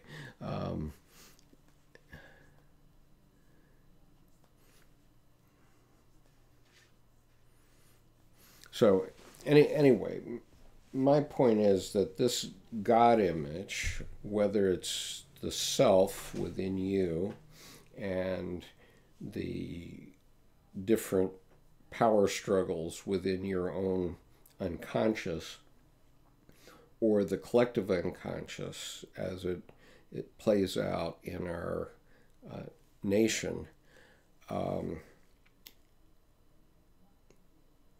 both of those things lead to individuation. And it's important in order to individuate, in order to become the oak tree that you were intended to become, you need to spend some time with your psyche, looking internally, because that's where it is. And you know, if you go back now to Dr. Jung's definition of God, which he later said, why should I not refer to it as God? It's always been called God. and it's a perfectly good name, but let me read once again Dr. Jung's definition of God, which I believe is manifesting in each one of us, and if we start to recognize that, we start to incarnate, and we start to recognize that we have a responsibility. It's not something that we can get on our knees and expect somebody up there to come pull us out of the soup. So reading again Dr. Jung's definition, God is the name by which I designate all things which cross my willful path violently and recklessly, all things which upset my subjective views, plans, and intentions, and change the course of my life for better or for worse. So for the football player who makes the touchdown and wants to point in the right direction, you know, that's something that God put in from the start, maybe, and his self is making him go to the gym at the right times. But you know, God is also these negative things, like the day I broke my leg. So anyway, thank you, Clark, for that kind comment. And Clark said these are wonderful chats.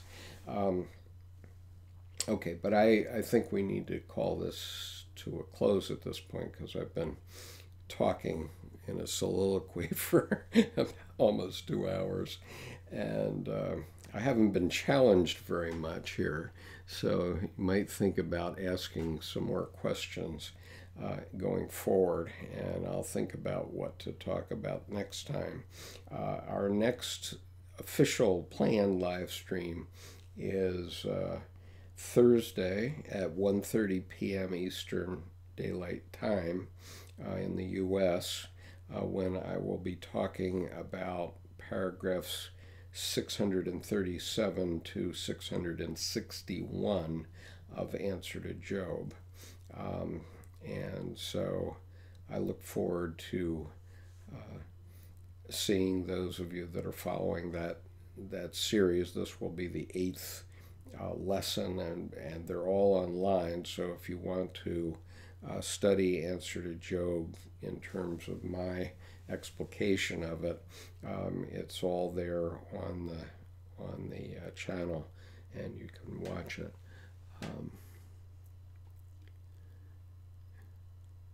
So Miles, what did I take off the hook? It took you off the hook. How so? Not going. Oh, you're not going to control everything. Well, it seems to me that we need to understand that we make godlike decisions, and maybe I'll talk about godlike decisions in the future. And so a lot of decisions that we make, let me give you a quick example, which I've used in the past. If you come to a stop sign and you don't come to a full stop and you just roll through, you're making a godlike decision. That's not a decision of civilization.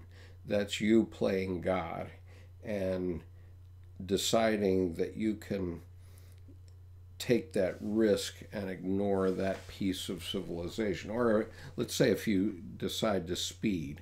Now, I'm not talking about the 7 miles over the speed limit, which is kind of acceptable.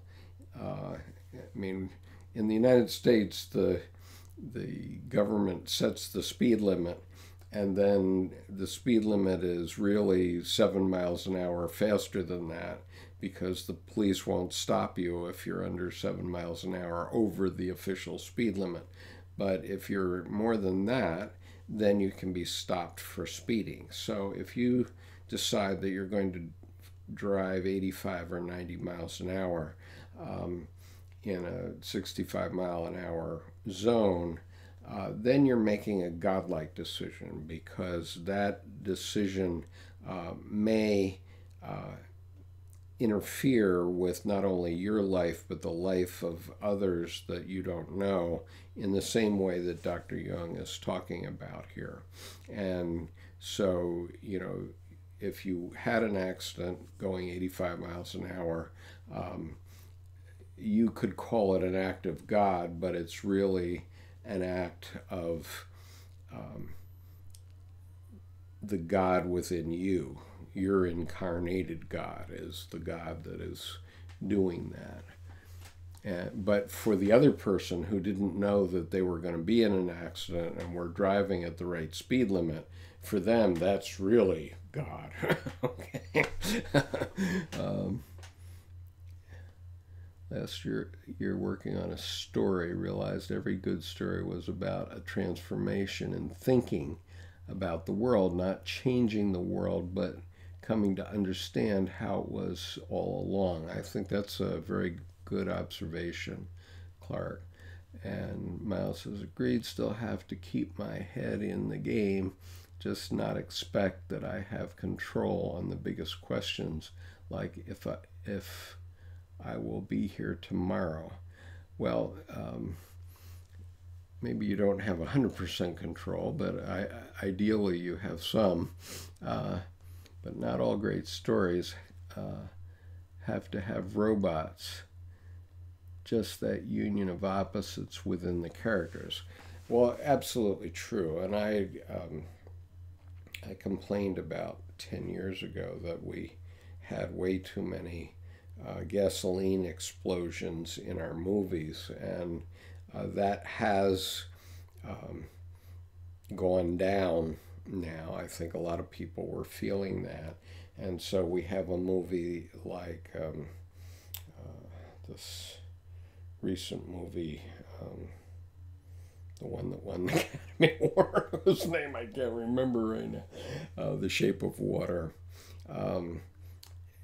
Obviously The Shape of Water did address a lot of psychological issues, many, and yet there weren't really any big explosions. There were a few shootings, but I don't think we necessarily need more versions of Star Wars. Probably the 8 or 9 that we have now is probably quite enough, and we do need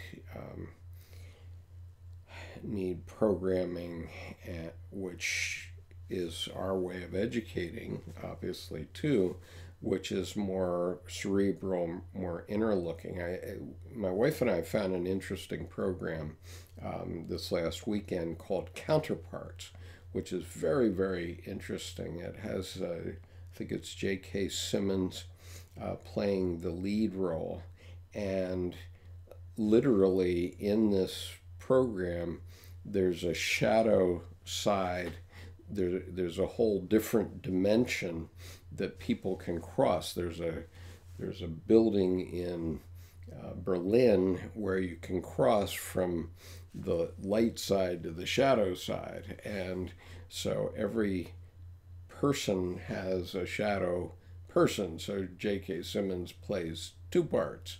He plays his meek self on the light side, and a very tough dark self on the dark side, and they're matching dimensions, and there are a lot of interesting features in it. And I think that programs like that are going to be very helpful in getting people to start to understand some of these depth psychology issues. Let's see.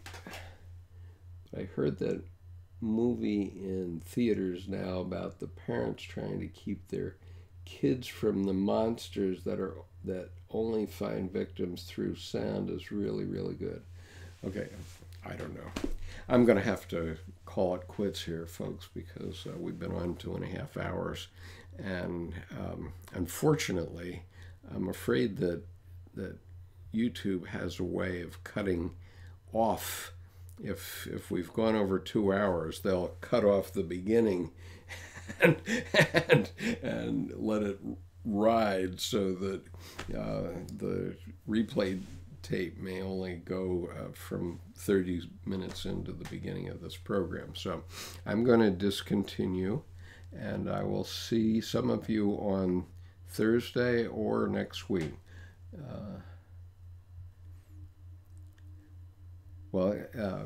Miles says, that would be a cool movie, show ego, anima, animus, syzygy, and shadow. Yep, and you should rate it, Miles, if you have the time. Hello, Marie Louise, how are you? Nice to see you. There's another platform that you can do live group study, and your audience can also be in the video. Okay, will you, Marie Louise, will you send me the information about that on email so I can find it? I know that there's Google Hangouts and things where I can get 10 people on, but because I don't want to limit the audience for these sessions, that's why I've stuck with YouTube. But anyway, maybe we can think about doing some Hangouts at some point. Let me think about that and get back to you. But anyway, the next live stream group meeting is next Monday night at 8, and the Answer to Job meeting is Thursday at 1:30 p.m. Eastern Daylight Time. And otherwise, there may be some catch can behind the scenes visits also, but those are not unscheduled. So anyway, thank you all for coming. I'll talk to you soon. Bye.